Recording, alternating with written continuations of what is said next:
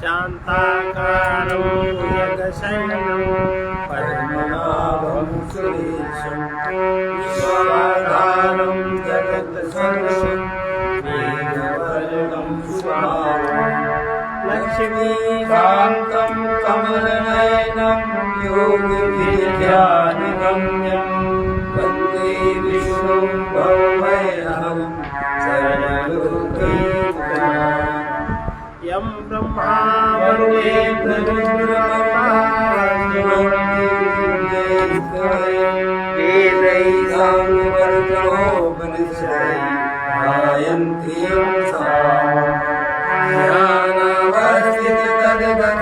मनसा पश्यन्ति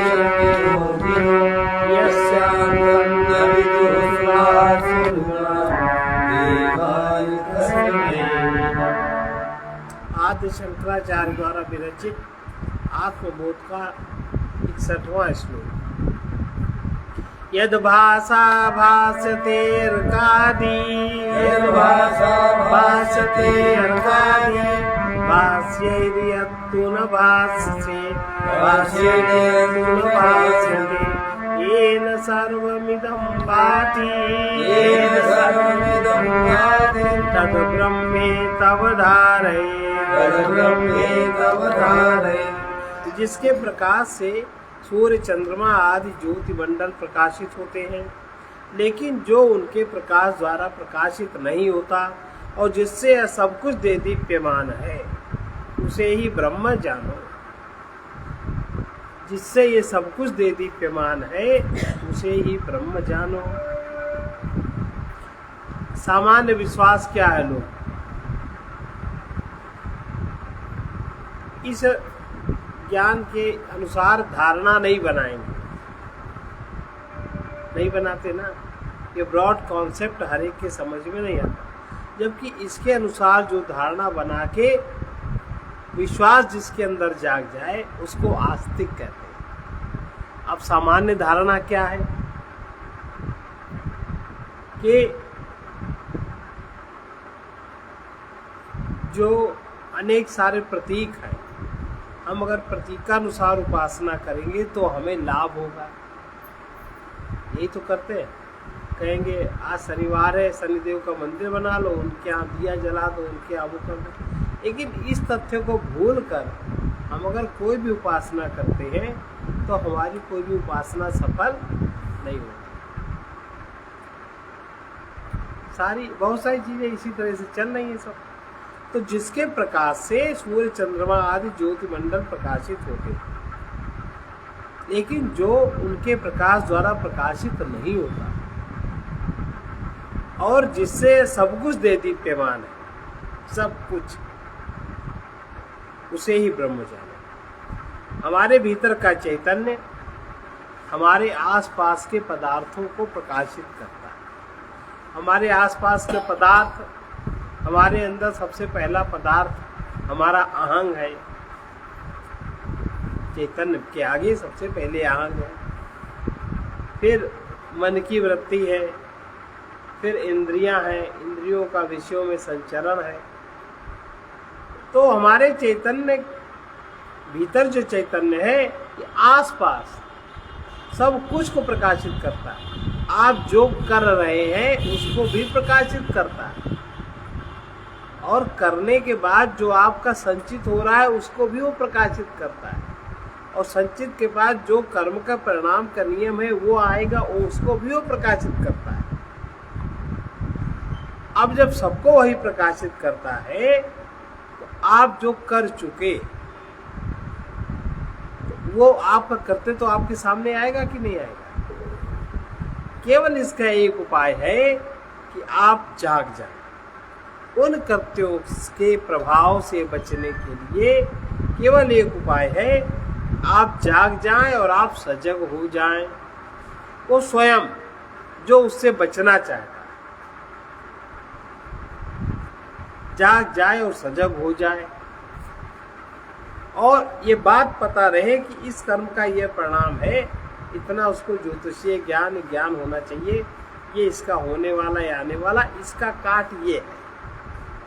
जाग जाए, सजग हो जाए, आस्तिक हो जाए, ये विश्वास की धारणा उसमें बने और फिर वो कुछ उपाय करे, तब तो बचेगा है, तब बचने की उम्मीद है। इसके अलावा कोई बचने की उम्मीद नहीं। अवश्यमेव भोक्तव्यम कृतम कर्म शुभाशुभ।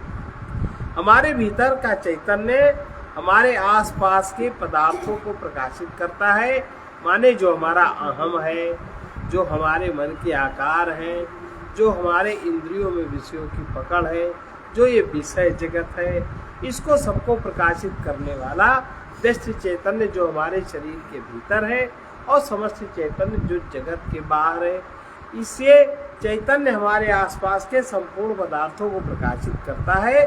सभी उपाधियों से रहित हमारे भीतर का प्रकाश तत्व, जहाँ कोई उपाधि नहीं है, व्यष्टि अहंकार का प्रकाशक ही समष्टि चैतन्य है। व्यष्टि अहंकार जो प्रकाशित होता है उसको भी प्रकाशित करने वाला वही समष्टि चैतन्य है। यद्यपि सूर्य सृष्टि के विभिन्न लोकों का प्रकाशक है ऊपर, लेकिन उस सूर्य को प्रकाशित करने वाला कौन है, सूर्य को सत्ता देने वाला कौन है, उस पर विश्वास आपका गहन हो, वो धारणा बनने के लिए ये ज्ञान चाहिए। ज्ञान के लिए आपके अहंकार का समर्पण चाहिए।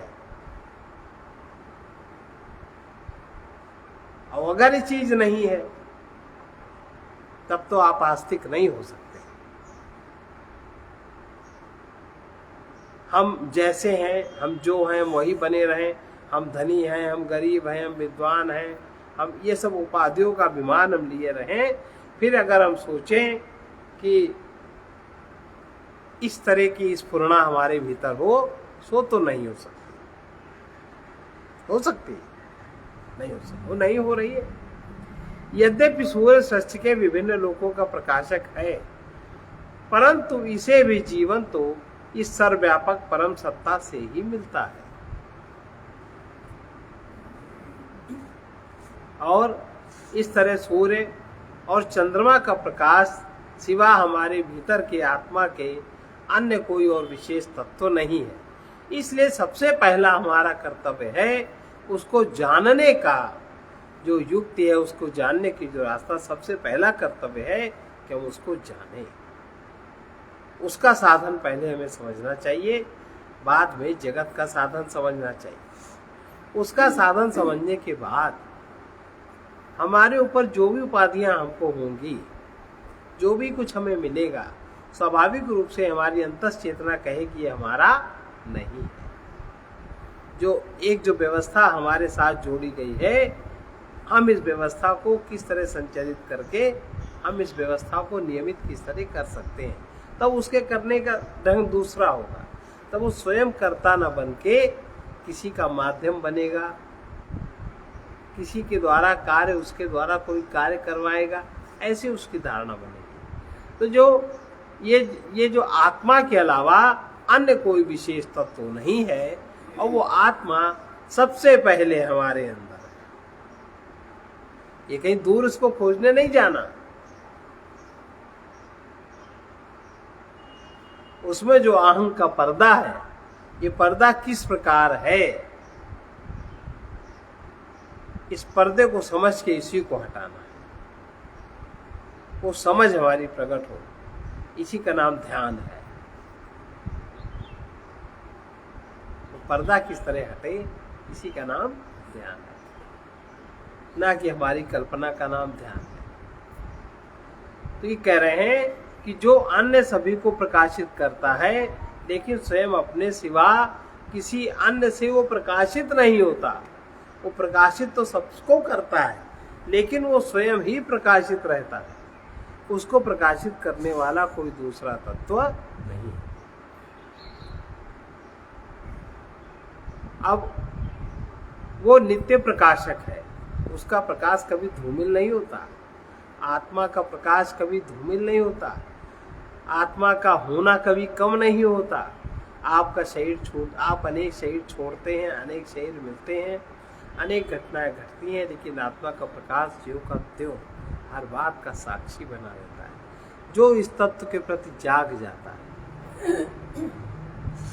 उसके सारे कर्म समाप्त हो जाते, कर्म फल फिर उसको नहीं मिलते। जो इस तत्व के प्रति जाग जाता है वो नित्य प्रकाशक है, और इसलिए जब उसके सामने प्रकाशित करने को कोई और पदार्थ नहीं होता, अहम नहीं है, शरीर नहीं है, मन नहीं है, इंद्रियां नहीं है,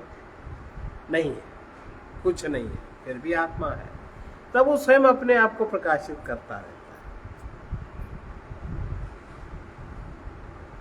है। पर वो रहता तो है, अहम अस्मिता नहीं रहती, पर वो तो रहता है। यह ब्रह्म अर्थात चैतन्य का प्रकाश अपनी महिमा में उस मार्ग दीप की तरह असंग और अलिप्त है, जिसका उदाहरण पहले श्लोक में दिया जा चुका है। इसलिए ये ब्रह्म ज्योतियों का भी ज्योति, शुद्ध चेतना का स्रोत और प्रकाशकों का प्रकाशक है। इसलिए उसी ब्रह्म में अवधारणा करनी चाहिए, उसी ब्रह्म को जानने का प्रयास करना चाहिए, उसी ब्रह्म का ज्ञान करना चाहिए जो सारे क्लेश तुम जिससे समाप्त हो। अगला है श्लोक, स्वयं अंतर बहिर्व्याप्य भासयन् अखिलं जगत् ब्रह्म प्रकाशते वह्नि प्रतप्ताय सपिंडवत्। ये ब्रह्म, जिसको ब्रह्म कहते हैं, जो ब्रह्म ज्योतियों का भी ज्योति है, शुद्ध चेतना का स्रोत है, इसमें कभी कोई मिलावट नहीं, किसी के साथ में सबका आधार है, और प्रकाशकों का भी प्रकाशक है। वही ब्रह्म जो जगत बना है ना प्रकृति का, वही ब्रह्म संपूर्ण जगत के अंतर और बाहर व्याप्त होकर स्वयं को ऐसे ही प्रकाशित करता है जैसे कि तपे हुए लोहे के गोले में अग्नि।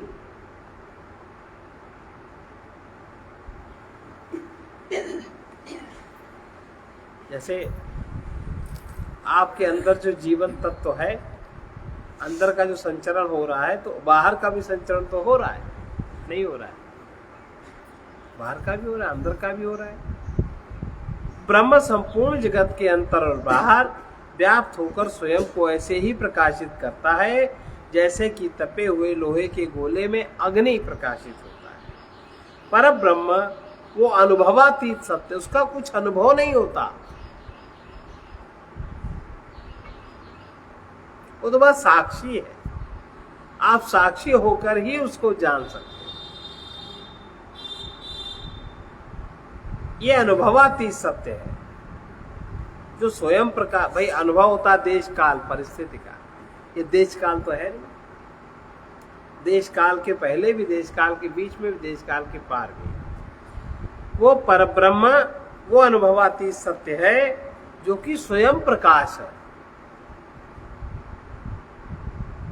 और संपूर्ण सृष्टि में जो भी जहां लगी मन जाई,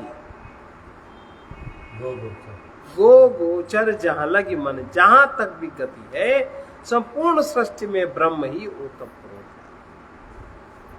है, चाहे कोई कुछ भी करे। और जो भी कुछ होता है सब उसी की सत्ता से होता, अहंकार कुछ नहीं करता, उसी के द्वारा होता है सब।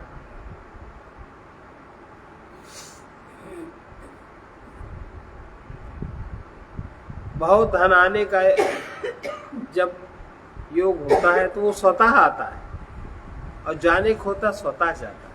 पर अहंकार कहता मैंने कमाया, मैं तुमको नहीं दूंगा, ऐसे ही तो है। अहंकार उसकी उस तरह व्यवस्था करता, नहीं रहता तो अहंकार हाय हाय करता, जबकि दोनों स्थितियों में अहंकार को कोई लेना देना नहीं। ये समस्त पर ब्रह्म वो अनुभवाती सत्य है जो स्वयं प्रकाश है और संपूर्ण सृष्टि में ओतप्रोत है। यह सृष्टि ब्रह्म से अलग की वस्तु नहीं है।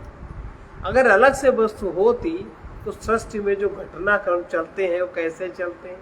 सृष्टि तो जड़ है, घटनाक्रम चलता है कि नहीं चलता? होता रहता ना कुछ, आपके साथ भी होता रहता। शरीर जब आपके योग्य नहीं बचता तो छोड़ देती आत्मा, उसको दूसरे में प्रवेश कर जाती, दूसरा शरीर बना लेती। ये बड़ी सहज क्रिया है। लेकिन जब अहंकार कोई परिस्थिति को पकड़ के बैठ जाता है तब बड़ी दुरूह क्रिया है अहंकार के लिए। ये सृष्टि कोई अलग वस्तु नहीं है, क्योंकि यह शुद्ध चैतन्य सभी पदार्थों के भीतर उपादान और निमित्त कारण के रूप में परिपूर्ण है। उपादान कारण भी वही है, माने मिट्टी भी वही है, और निमित्त कारण बनाने वाला भी वही है, और सहायक कारण भी वही है। इसीलिए कहा जा सकता है कि परिच्छिन्न अनुभवमय जगत का अनुभव परिच्छिन्न है, अलग एक श्रृंखला है।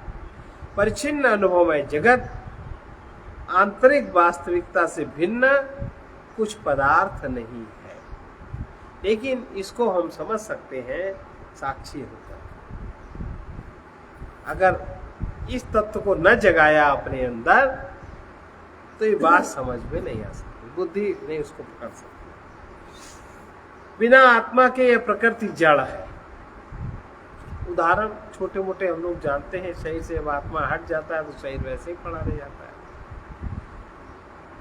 आप सारी क्रियाएं करो, सारे विटामिन प्रोटीन आप डालो अपने शरीर में, अगर उसमें चेतना नहीं है तो विटामिन प्रोटीन क्या एक बूंद आपके गले के नीचे नहीं उतरेगा। तो सारी क्रिया हो तो उसी के द्वारा रही है। प्रकृति तो जड़ है, लेकिन जब प्रकृति और पुरुष इन दोनों का जब संबंधन हो जाता है, जब एक दूसरे का संपर्क होता है,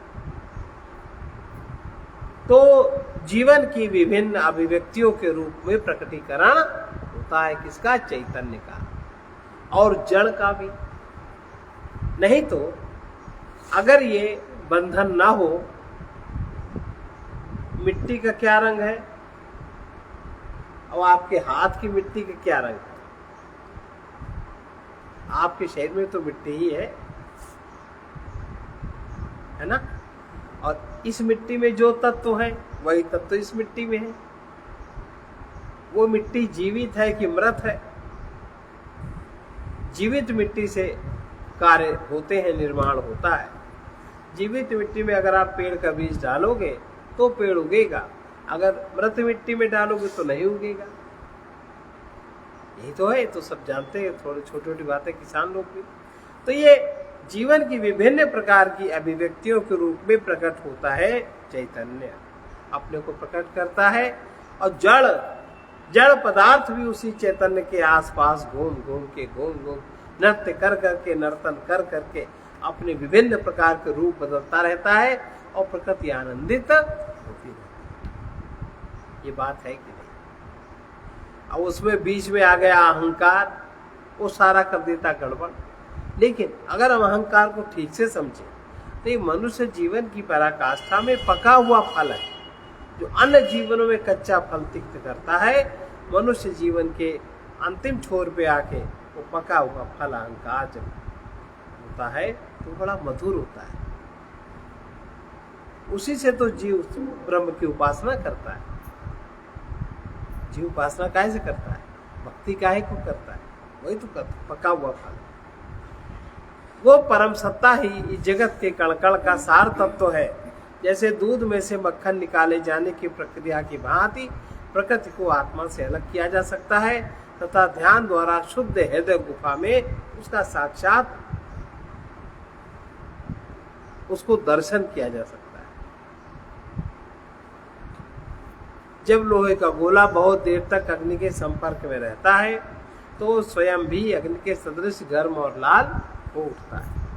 इसी प्रकार यद्यपि जड़ प्रकृति व जगत मुर्दा, निर्जीव और अचल है, जड़ प्रकृति में जगत मुर्दा, निर्जीव और अचल है, किंतु जब वही परब्रह्म की चेतना में क्रीड़ा करता है, जब वही परब्रह्म की चेतना में क्रीड़ा करता है, तो जीवन की अभिव्यक्ति प्रकट होने लगती।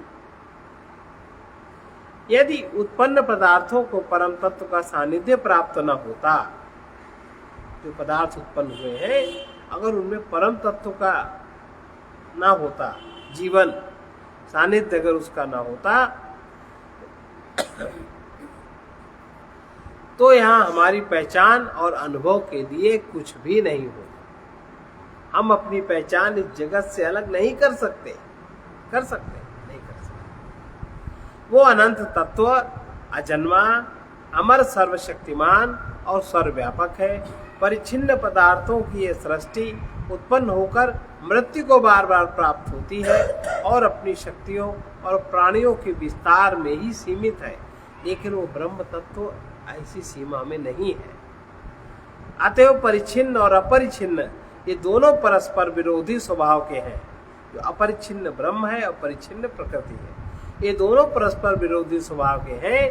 तब तुम्हें इस जड़ प्रकृति की चेतना और जीवन के दर्शन कैसे हो सकते हैं, जो कि आत्मा के गुण है, जड़ प्रकृति के गुण नहीं। तपे हुए लोहे के गोले का उदाहरण इसको स्पष्ट करता है। लोहे के गोले का रंग काला, स्पर्श करने में ठंडा, किंतु अग्नि रंग में सुनहरी, छूने में गर्म होती। दोनों विपरीत तत्व हैं।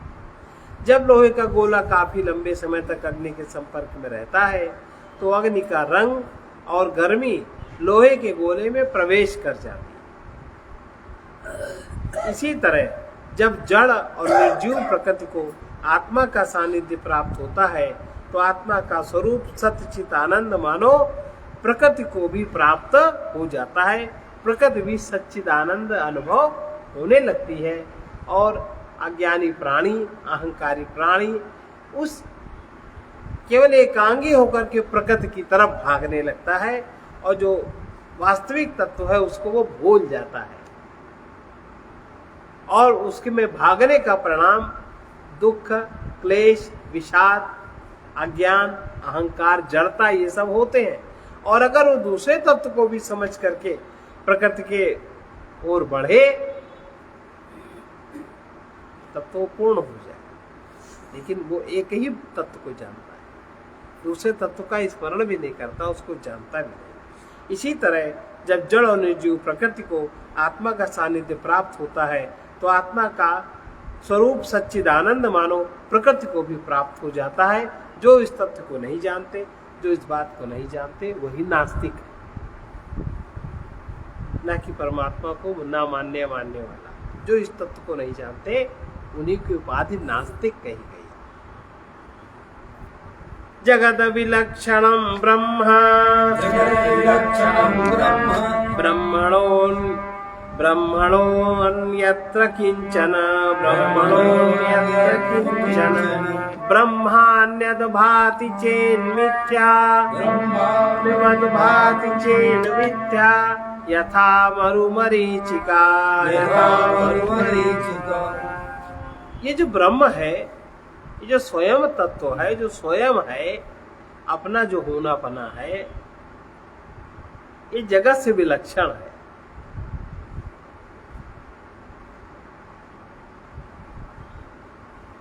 यहाँ ब्रह्म के अतिरिक्त और कुछ भी नहीं है। यदि ब्रह्म के अतिरिक्त और कुछ प्रतीति होती है, तो मरीचिका की भांति मिथ्या ही है। अच्छा, जैसे शरीर में हमें अपनी प्रतीति होती है कि हम हैं, लेकिन जब हम यहाँ हैं, तो हम यह होना हमारा एक मिथ्या ढोंग है कि नहीं?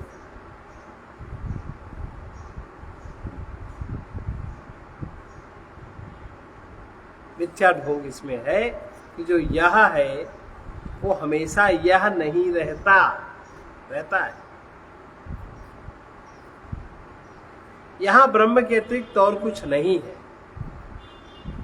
यदि ब्रह्म के अतिरिक्त और कुछ प्रतीत होता है, उसके अतिरिक्त अगर और कुछ प्रतीत होता है, ब्रह्म के अतिरिक्त यदि और कुछ प्रतीत होता है, तो वो मरुमरीचिका की भांति मिथ्या ही है।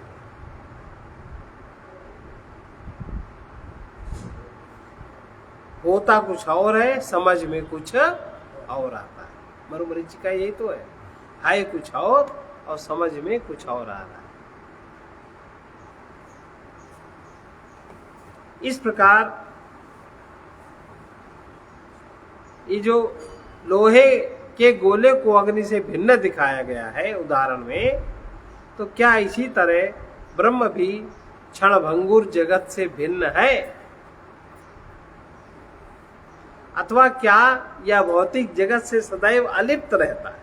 दो बातें। जो लोहे के गोले का उदाहरण दिया, लोहे के गोले को अग्नि से अलग दिखाया गया, तो क्या इसी तरह ब्रह्म भी इस क्षणभंगुर जगत से भिन्न है, अथवा क्या इस भौतिक जगत में सदैव अलिप्त रहता है? दो प्रश्न है। अज्ञानी को जो विभिन्न नाम और रूप में नानाविध जगत प्रतीत होता है,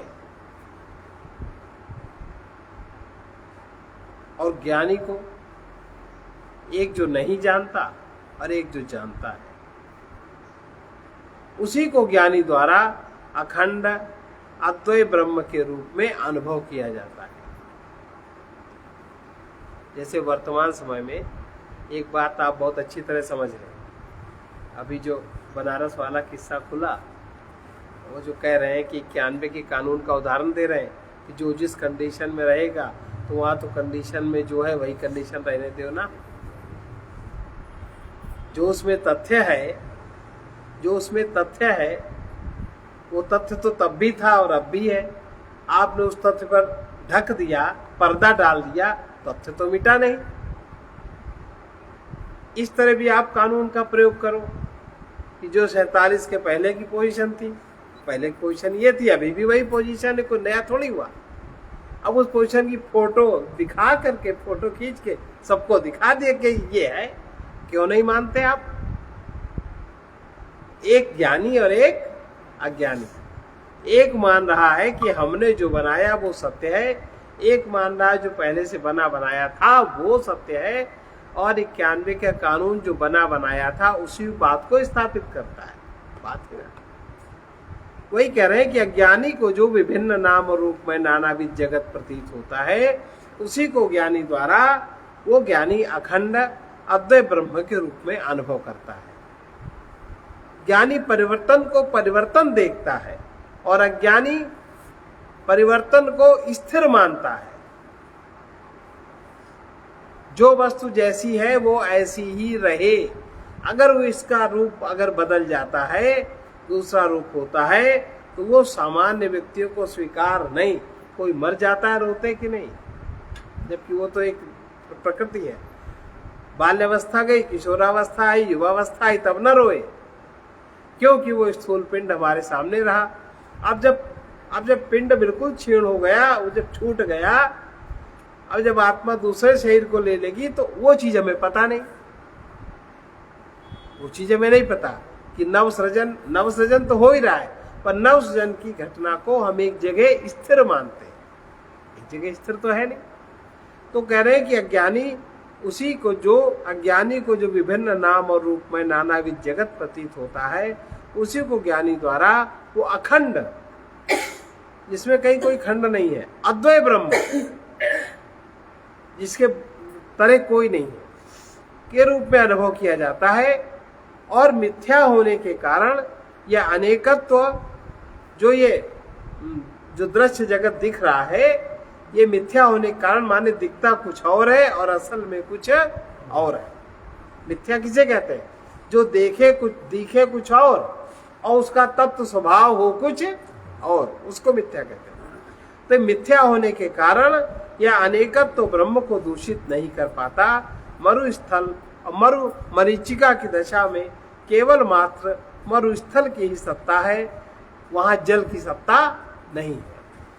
अज्ञानी को ही मरुस्थल में जल अर्थात मरुमरीचिका का भ्रम होता है। भ्रांत मन को जब एक बार मरुमरीचिका दिखने लगती है, तो उसके साथ साथ और भी कई मिथ्या धारणाएं बन जाती हैं। जैसे कि उसे मरुमरीचिका के जल में उठती हुई लहरें दिखाई पड़ने लगती हैं, मिथ्या है ना। यहाँ तक कि वो जल की सतह में सूर्य को प्रतिबिंबित होता हुआ भी देखने लगता है, जैसे जल में सूर्य प्रतिबिंबित दिखता है। यद्यपि मरीचिका मरुस्थल से विलक्षण है, जो मरीचिका का अनुभव हो रहा है वो मरुस्थल से अलग है, फिर भी बिना मरुस्थल के मरीचिका की सत्ता नहीं हो सकती। अगर मरुस्थल ना हो तो मरीचिका का भ्रम नहीं हो सकता, और मरीचिका का जल मरुस्थल के रेत के एक कण को भी गीला नहीं कर सकता। इसी तरह से यदि कोई यह सोचता है कि नानाविध जगत सत्य है तो वह भ्रम है, क्योंकि वो ब्रह्म के ना तो इसकी सत्ता है और ना ही हो सकती है। बिना ब्रह्म के ना तो जगत की सत्ता है और ना हो सकती है। इसलिए आप प्रकृति को माने लेकिन ब्रह्म को जानकर माने तो कोई दुख का अनुभव नहीं होगा। बिना ब्रह्म के ना तो जगत की सत्ता है और ना हो सकती है। इसकी सत्ता तो मरीचिका की भांति अवास्तविक ही है। ये नानाविध जगत कभी उस अनंत सत्ता को लिपायमान नहीं कर सकता। नाम और रूप सत्य है, इस लोग समझते हैं नाम रूप सत्य है। इस भ्रम जनित धारणा को दूर हो जाने पर नाम और रूप सत्य हैं, लेकिन ये जो भ्रम की धारणा जब दूर हो जाती है तो अनेकत्व की प्रतीति और फलस्वरूप हृदय में होने वाली उथल पुथल का अंत हो जाता है। जब हम ये जान लेते हैं कि नाम और रूप सत्य नहीं है, नाम रूप परिवर्तनशील है, कोई भी रूप है उसमें परिवर्तन है कि नहीं, और जो कोई रूप है तो उसका नाम है। रूप के परिवर्तन के साथ नाम कहाँ बदलता, थोड़ी बोड़ी उपाधि उसमें लगाई जाती है। तो जब इस बात का अंत हो जाता है, नाम रूप सत्य है, ये भ्रम जनित धारणा जब दूर हो जाती है तो अनेकत्व की प्रतीति के फलस्वरूप हृदय में होने वाली अनेक प्रकार की उथल पुथल भी समाप्त हो जाती है, हृदय को शांति मिलती है।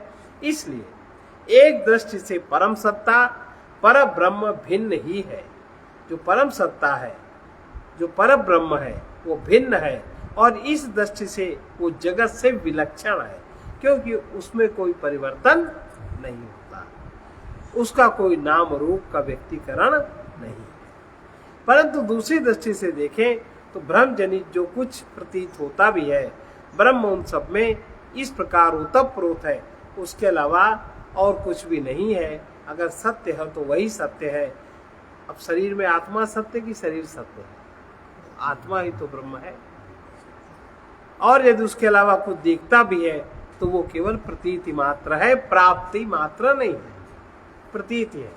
अभी आपको शरीर में प्रतीति हो रही है, शरीर की प्रतीति हो रही है, 40 साल बाद नहीं होगी, पर प्रतीत करने वाला तो रहता है ना।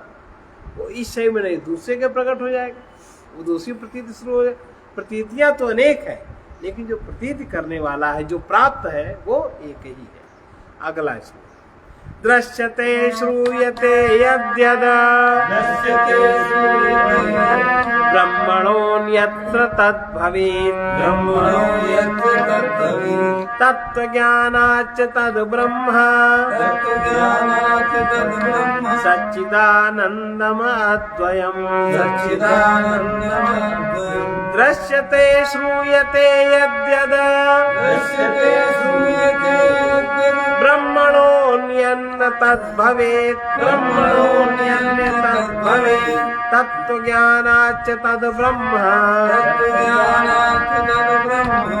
सच्चिदानन्दमद्वयम्। जो कुछ भी हमें दिखाई पड़ता है और जो कुछ भी हमें सुनाई पड़ता है, जो कुछ भी देखने सुनने में आता है, वो ब्रह्म के अतिरिक्त और कुछ भी नहीं है। इस बात का बारीकी से पता तब चलता है, तत्व ज्ञान हो जाने के बाद अद्वय सच्चिदानंद स्वरूप ब्रह्म ही प्रतीत होने लगता है। जगत की प्रतीति का भान कम हो जाता है। इंद्रियों के माध्यम से हम जो भी पकड़ते हैं, इंद्रियों की 5 ज्ञान इंद्रियां हैं, इंद्रियों के माध्यम से हम जो भी देखते, सुनते अथवा अनुभव करते हैं, वो वास्तव में ब्रह्म के अतिरिक्त और कुछ भी नहीं है। जैसे व्यक्ति स्वप्नावस्था में जो कुछ भी देखता है, लेकिन समस्या क्या है, स्वप्न दृष्टा को जागृत की बात नहीं बताई जा सकती। जो स्वप्न देखने में मस्त है उससे आपकी ही जागृत की बात नहीं बताई जा सकती। इसी प्रकार जो मोह निद्रा में स्वप्न देख रहा है अनेक प्रकार का, अपनी कल्पना में जो घूम रहा है, उसको ये तथ्य समझ में नहीं आ सकता।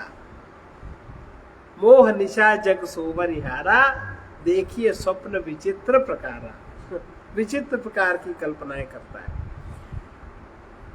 जो इंद्रियों के माध्यम से देखते हैं, सुनते हैं अथवा अनुभव करते हैं, वो वास्तव में ब्रह्म के अतिरिक्त, परमात्मा के अतिरिक्त अन्य कुछ भी नहीं है।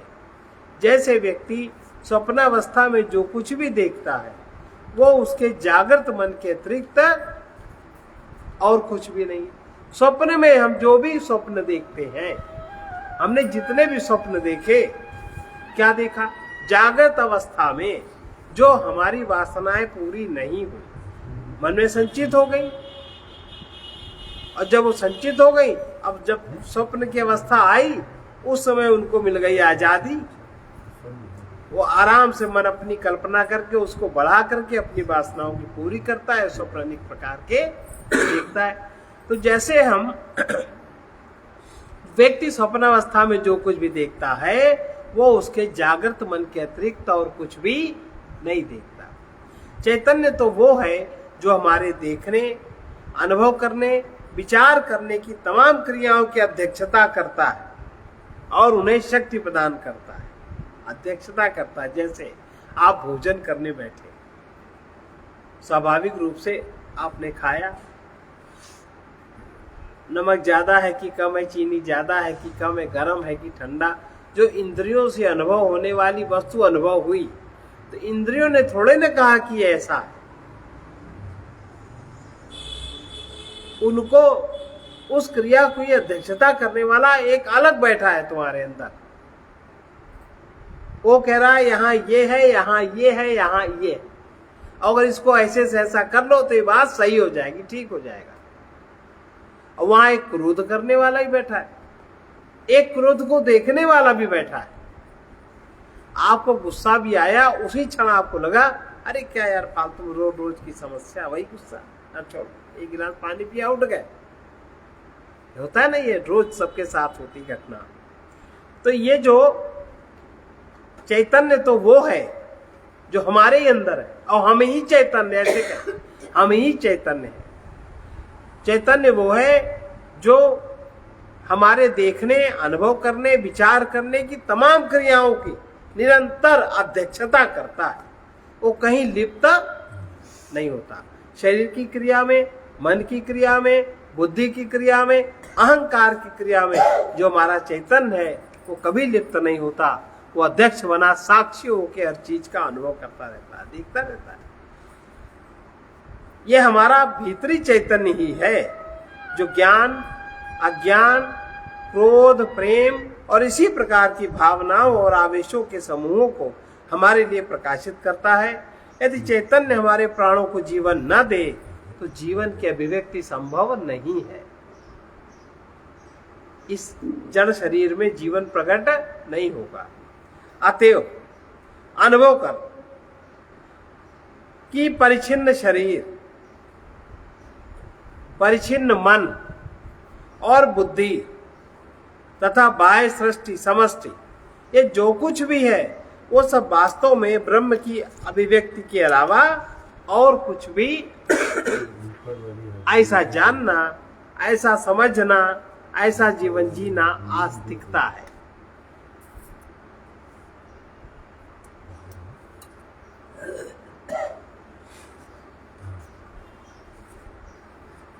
जब इस तत्व का पूर्णतया अनुभव और साक्षात्कार हो जाता है तो व्यक्ति संपूर्ण जगत को एक महान क्रीड़ा स्थली के अतिरिक्त और कुछ भी नहीं देखता। क्या कहते हैं? भगवान की लीला।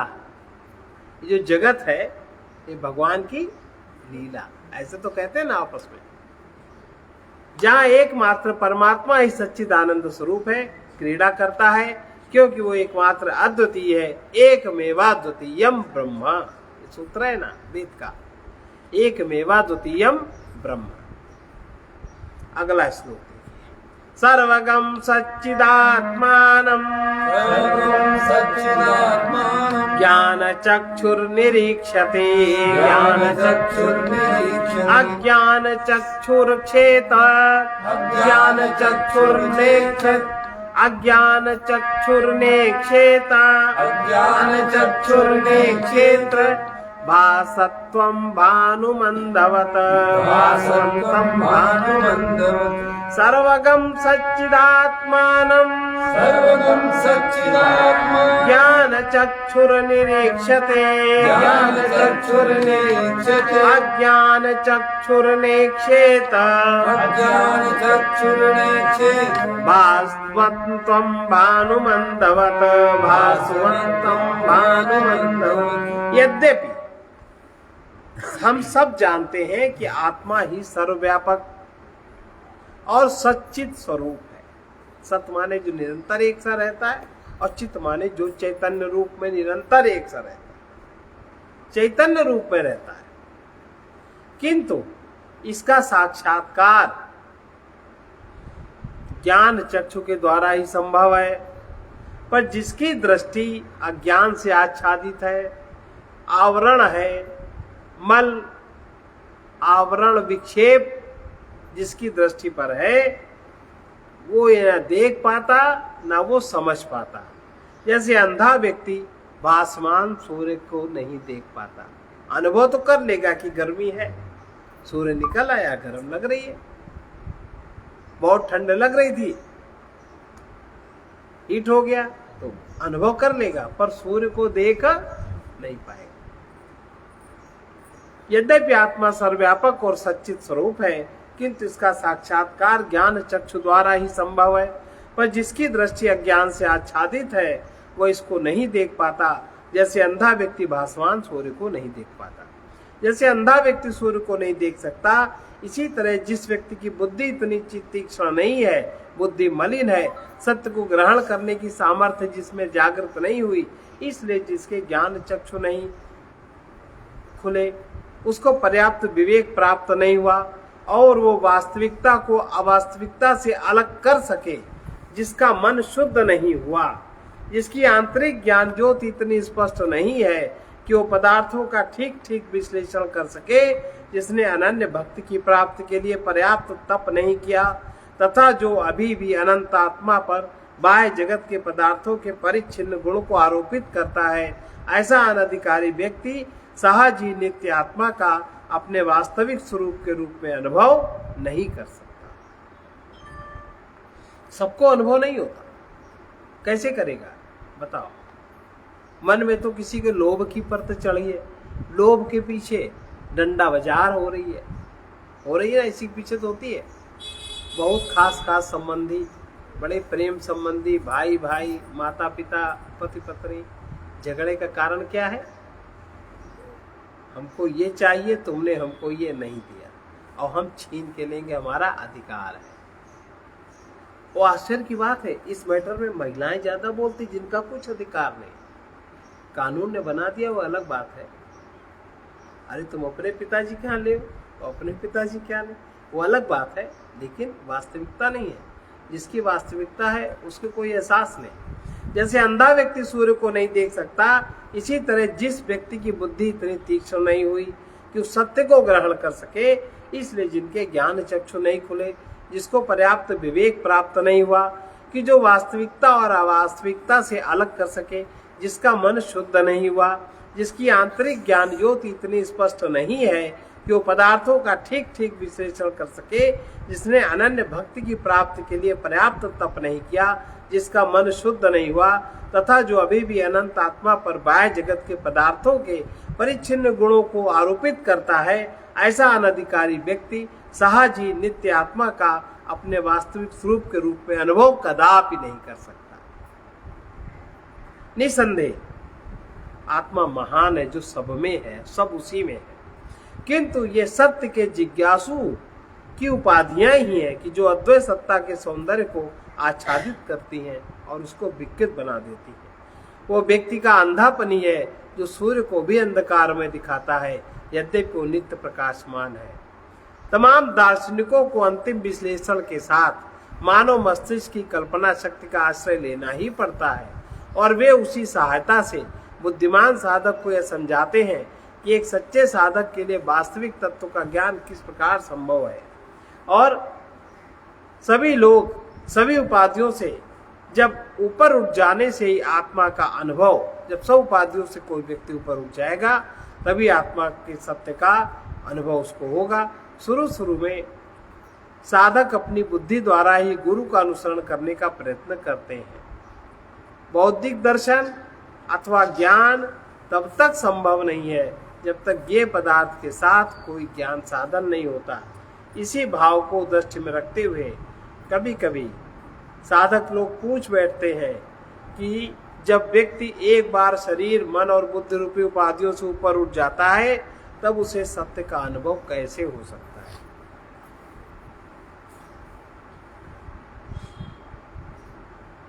अनुभव के लिए ज्ञान चक्षु की बात कही। ध्यान द्वारा ही वास्तविक तत्व का अनुभव संभव है। यह अनुभव किसी दृश्य पदार्थ के अनुभव जैसा नहीं होता। इसमें किसी प्रकार की छूट या गुंजाइश भी नहीं होती। यह तो पूर्णतया स्वयं वही हो जाना है। एक साधारण बहिर्मुखी व्यक्ति जो बाह्य जगत के विषयों को ही सर्वोपरि मानता है और उनके संग्रह में बहुत सुख देखता है, उसका ही अनुभव अथवा चिंतन करता रहता है, उसका मन इतना अशांत रहता है कि उस अशांति में परम सत्ता का अनुभव कैसे संभव होगा। जब मन धीरे धीरे और बुद्धिपूर्वक बाह्य आकर्षणों से परे हटाया जाता है, जब मन में कोई बाह्य आकर्षण प्रभावित नहीं करता और जब वो अंतर्मुख हो जाता है तो अपने भीतर वास्तविक तत्व के अनुभव करने की शक्ति उसमें जागृत होने लगती है। इसीलिए ज्ञान चक्षु से अभिप्राय है अंतर्मुख अपूर्णतया सचेतन मन के, शुद्ध मन के अतिरिक्त अंतर ज्ञान दृष्टि कुछ भी नहीं है। गीता में ऐसे मन को जो ज्ञान प्राप्ति के एक सच्चे साधन का काम दे सके ज्ञान नाम से कहा गया है। इस संदर्भ में ज्ञान प्राप्ति की तैयारी में उल्लिखित 20 गुण, गीता में जो 20 गुण दिए हैं वो विचार नहीं है।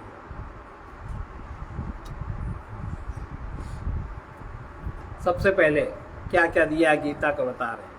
अमानित्वम् अदम्भित्वम् अहिंसा क्षान्तिरार्जवम् आचार्योपासनं शौचम् स्थैर्यमात्मविनिग्रह इन्द्रियार्थेषु वैराग्यम् अनहंकार एव च जन्म मृत्यु जरा व्याधि दुःख दोषानुदर्शनम् असक्तिर्बिम्बङ्गः पुत्रदार गृहादिषु नित्यं च समचित्तत्वम् निष्ठानिष्ठोपपत्तिषु मयि चानन्ययोगेन भक्तिरव्यभिचारिणी विविक्तदेशसेवित्वम् रतिर्जन संसदीर अध्यात्म ज्ञान नित्यत्वम् तत्व ज्ञानार्थ दर्शनम् एतज्ज्ञानमिति प्रोक्तम् अज्ञानम् यदतोऽन्यथा। ये गीता के 13वें अध्याय के 7 से 11 श्लोक। ये बात इसमें कही गई है। ये 20 गुण काहे के लिए विचार नहीं है, कह रहे हैं कि ज्ञान प्राप्त की तैयारी, ज्ञान की जागृति कैसे हो उसकी तैयारी, जिसको ज्ञान नाम से कहा गया है। ऐसे मन को जो ज्ञान प्राप्ति में एक सच्चे साधन का काम दे सके, ज्ञान नाम से संबोधित किया गया है। इस संदर्भ में ज्ञान प्राप्ति की तैयारी के रूप में गीता के उल्लिखित ये 20 सद्गुण विचार हैं, इन पर विचार करना चाहिए। लेकिन गीता तो दुनिया भर में कोई भी पुस्तक छाप दे, कोई बड़ी पुस्तक, बड़ी मोटी, बड़ी आकर्षक, कोई भोंडे मन के द्वारा लिखी गई हो, दम्भी के द्वारा लिखी गई हो, अहंकारी जो अपने को ज्ञानी मानता हो, उसको तो हम घंटों समय दे के पढ़ेंगे, लेकिन गीता के 2 श्लोक नहीं पढ़ सकते, जो कि साक्षात भगवान की वाणी। उसको पढ़ने से अधिक और कोई पुण्य कर्म है ही नहीं, और सबके घरों में है। बहुत लोग तो छपा के बांटते हैं, पर उसको पढ़ते नहीं। अरे पढ़ो, न बांटो। अगला श्लोक देखिए। श्रवणादि विरुद्धित ज्ञानाग्नि परितापिता जीव सर्वम्लान् मुक्तः स्वर्णवद्योतते स्वयं। जब जीव अपने आप को श्रवण, मनन, निधिध्यासन के द्वारा प्रज्वलित ज्ञानाग्नि में तपाता है, तो सब प्रकार की मलिनता उससे दूर हो जाती है, उससे मुक्त हो जाता है। स्वर्ण की भांति अपने वास्तविक स्वरूप में चमक उठता है। ज्ञान प्राप्त की 3 प्रक्रियाएं वेदांत में बताई गई। श्रवण अर्थात शास्त्रों में वर्णित सत्यों का गुरुमुख से सुनना।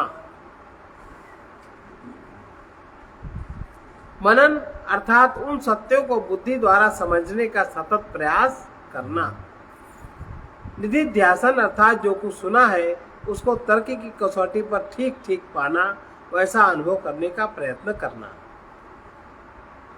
इस प्रकार से आध्यात्मिक संयम का उद्देश्य उसकी मन की मलिनताओं को शुद्ध करना ही है। जो भी आध्यात्मिक क्रियाएं हैं, यम नियम आदि हैं, पूजा पाठ है, जिनको हम लोग रोज करते हैं, उन्हें समझ के करना। उनका सबका उद्देश्य है मलिनता को दूर करना, अपने को शुद्ध करना। जब अज्ञान की निवृत्ति हो जाती है तो सत्य स्वतः ही प्रकट हो जाता है।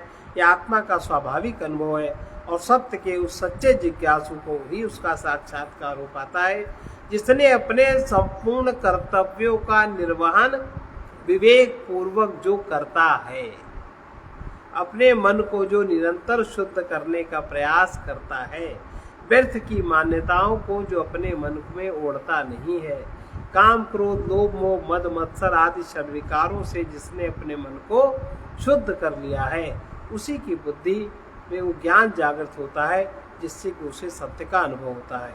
जिसने अपने शुद्ध हृदय में ज्ञानाग्नि को प्रज्वलित कर लिया तथा जो भाव और संशय से मुक्त हो गया, अतएव जीवात्मा को नित्य आत्मा के रूप में अपने वास्तविक स्वरूप के अनुभव के पूर्व अपनी परिच्छिन्नताओं से ही छुटकारा पाना होता है। कच्ची धातु के रूप में जब सोना जब खानों से निकाला जाता है तो उसमें बहुत सारी मलिनता होती। जब उसे अग्नि में तपाया जाता है तो वह अपनी वास्तविक महिमा और सौंदर्य को प्राप्त होता है। इसी तरह से जब व्यक्तित्व को ध्यान रूपी अग्नि में तपाया जाता है, तब मानो पिघली हुई आत्मा बाहर आती है, तो वो अपने वास्तविक अमर स्वरूप में प्रकाशित हो जाता है। अब ध्यान का मतलब ये ना समझ लेना आप किसी को ध्यान करने बैठ गए। ध्यान करते ध्यान से देखना, साक्षी होके ध्यान से देखना। ध्यान माने किसी देवी देवता का ध्यान करना नहीं, उसमें तो आपको धोखा हो जाएगा। अगला श्लोक। हृदाकाशोदितो यात्मा बोधभानुस्तमोपहृत सर्वव्यापी सर्वधारी भाति भास्यतेऽखिलम्।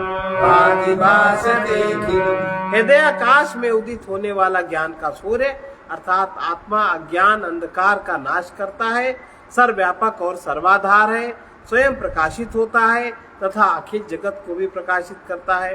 हृदय का साधारणतः भौतिक हृदय के रूप में अनुवाद किया जाता है, जबकि भौतिक हृदय नहीं कहा जाता। यहाँ हृदय शब्द से अभिप्राय रक्त का सिंचन करने वाले भौतिक हृदय से न होकर उस मनोक्षेत्र से है जहाँ से श्रेष्ठ और मानवीय विचारों का उद्भव होता है। यहाँ हृदय शब्द का उसी भाव में प्रयोग है जैसे हम स्नेहशील और सज्जन व्यक्ति को उदार हृदय व्यक्ति कहते हैं। नैतिक शुद्धता, सदाचार युक्त हृदय में ही आध्यात्मिकता का प्रादुर्भाव और परिणामता दिव्य अनुभव होते हैं। जैसे कि प्रातः काल सूर्य के उदित होने पर अंधकार दूर हो जाता है, प्रकाश अपनी महिमा में प्रत्येक पदार्थ को ठीक ठीक हमारी जानकारी में ले आता है, इसी तरह आत्मज्ञान होने पर सब तरह का ज्ञान निवृत्त हो जाता है और सर्वज्ञता की प्राप्ति हो जाती है। आत्मज्ञान का एक लक्षण और है, आत्मज्ञानी सर्वज्ञ होता है। आगे आइए। दिग्देश कालाद्यनपेक्ष संवर्गम, दिग्देश कालाद्यनपेक्ष संवर्गम, दिग्देश कालाद्यनपेक्ष सर्वगम, दिग्देश कालाद्यनपेक्ष सर्वगम, शीतादिरन्नित्य सुखम निरंजनम, शीतादिरन्नित्य सुखम निरंजनम, यस्वात्मतीर्थं भजते विनिष्क्रियः, यस्वात्मतीर्थं भजते विनिष्क्रियः, स सर्ववित् सर्वगतो अमृतो भवेत्, स सर्ववित् सर्वगतो अमृतो भवेत्। जिस व्यक्ति ने सब कर्मों का भली भांति त्याग कर दिया, अब आप कह दो हम आज से भोजन बनाने का काम खत्म, कुछ भी काम खत्म, हमने सब कर्म छोड़ दिया। सब कर्म का त्याग करने का अर्थ है कि कर्तापन के अभिमान का त्याग जिससे छूट गया। हम करते हैं, हम करती हैं, हमने ये किया, हमने वो किया, एक कितना अहंकार बोझ ला दे, दुनिया भर का बोझ अहंकार पे लदा है। ये अहंकार जिसका छूट गया, कर्तापन का अहंकार जिसका समाप्त हो गया, अर्थात जिस व्यक्ति ने सब कर्मों का भली भांति त्याग कर दिया तथा जो देश काल और दिशा पर अवलंबित न होकर सर्वव्यापक, सर्दी इत्यादि के हरण करता, नित्य आनंद स्वरूप और निरंजन अपने आत्मा रूपी तीर्थ की आराधना करता है, वो सर्वज्ञ। अब जिसका कर्ता अहंकार समाप्त हो जाएगा तो उसकी तो आत्मा की आराधना होने लगेगी। ये अहंकार करता बन भोगता है सुख दुख, पर सत्य नित्य चिन्मय आना न कहीं जाना। आनंद स्वरूप और निरंजन अपने आत्मा रूपी तीर्थ की आराधना करता है, वो सर्वज्ञ और सर्वव्यापक हो जाता है और अमृत तत्व को प्राप्त करता है। चाहे समुद्र में तूफान आया हुआ हो अथवा वो शांत हो, किंतु सूर्य हमेशा उस पर प्रकाशमान ही रहता है।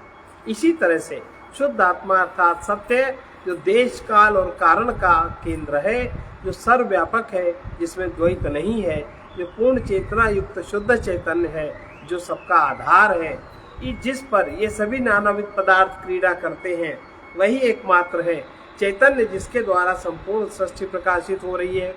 इसके बिना कहीं भी किसी प्रकार का भी अन्य अस्तित्व संभव नहीं। उसे ही अपना वास्तविक स्वरूप जानो।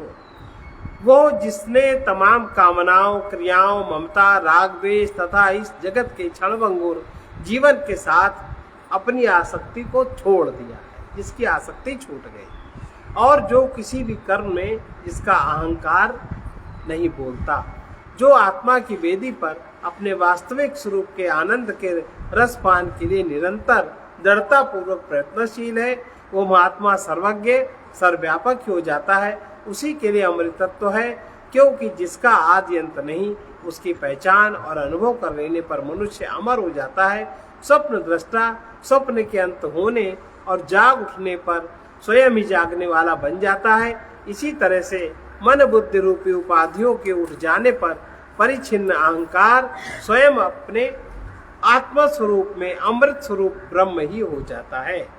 ओम तत्सत इत्यात्म बोधा समाप्ता।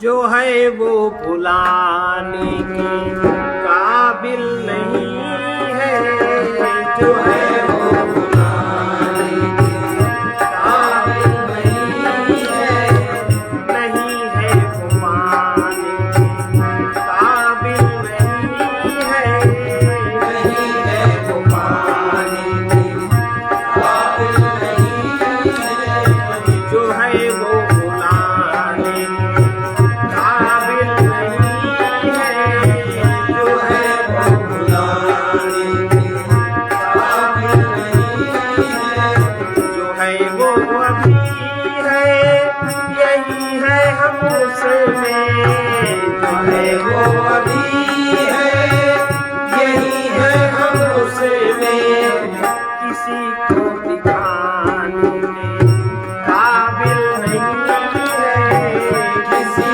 को दिखाने के काबिल नहीं है, जो है वो भुलाने काबिल नहीं है, जो है वो भुलाने के काबिल नहीं है, हम उसके ही द्वारा ये सब देखते हैं, हम उसके ही द्वारा ये सब देखते हैं, वो है बस बताने के काबिल नहीं है, वो है बस बताने के काबिल नहीं है, जो है वो बताने के काबिल नहीं है, जो है वो बताने के काबिल नहीं है, न होते हुए ऐसा जो भासता है, न होते हुए ऐसा जो भासता है, वो विश्वास लाने के काबिल नहीं है, वो विश्वास लाने के काबिल नहीं है, जो है वो भुलाने के काबिल नहीं है, जो है वो भुलाने के काबिल नहीं है, वो है वही सत्य है, वो परमात्मा है, जो है वही सत्य है, वो परमात्मा है, असत से छिपाने के काबिल नहीं है, असत से छिपाने के काबिल नहीं है, जो है वो भुलाने के काबिल नहीं है, जो है वो भुलाने के काबिल नहीं है, पथिक तुम जहाँ हो वहीं पर तो है, पथिक तुम जहाँ हो वहीं पर तो है, वो खोज लगाने के काबिल नहीं है, वो खोज लगाने के काबिल नहीं है, जो है वो भुलाने के काबिल नहीं है, जो है वो भुलाने के काबिल नहीं है, नहीं है वो पाने के काबिल नहीं है, नहीं है वो पाने के काबिल नहीं है। इसका संत वचन है, नित्य सचेतन आत्मा को न जानना और अज्ञान में ही जो तुम स्वयं नहीं हो और जो तुम्हारा नहीं है उसे ही मैं मानते रहना सर्वोपरि पाप है। सर्वोपरि माने सबसे ऊपर, सबसे पहला पाप। फिर से सुने इसको, नित्य सचेतन आत्मा को न जानना और अज्ञान में जो स्वयं तुम नहीं हो और जो तुम्हारा नहीं है उसे ही मैं मानते रहना सर्वोपरि पाप है। और ये पाप अहंकार में ही रहता है, अहंकार के पार पाप नहीं जाता। सर्वे भवन्तु सुखिनः। सन्तु सुखिनः सर्वे सन्तु निरामया सर्वे सन्तु निरामया सर्वे भद्राणि पश्यन्तु सर्वे भद्राणि पश्यन्तु मा कश्चित् दुःखभाग् भवेत् मा कश्चित् दुःखभाग् भवेत् कृष्णाय वासुदेवाय कृष्णाय वासुदेवाय हरये परमात्मने हरये परमात्मने प्रणतक्लेशनाशाय क्लेशनाशाय गोविन्दाय नमो नमः गोविन्दाय नमो नमः असतो मा सद्गमय असतो मा सद्गमय तमसो मा ज्योतिर्गमय तमसो मा ज्योतिर्गमय मृत्योर्मामृतं गमय मृत्योर्मामृतं गमय ॐ पूर्णमदा पूर्णमिदं पूर्णात् पूर्णमुदच्यते पूर्णस्य पूर्णमादाय पूर्णमेवावशिष्यते ॐ शान्ति शान्ति शान्तिः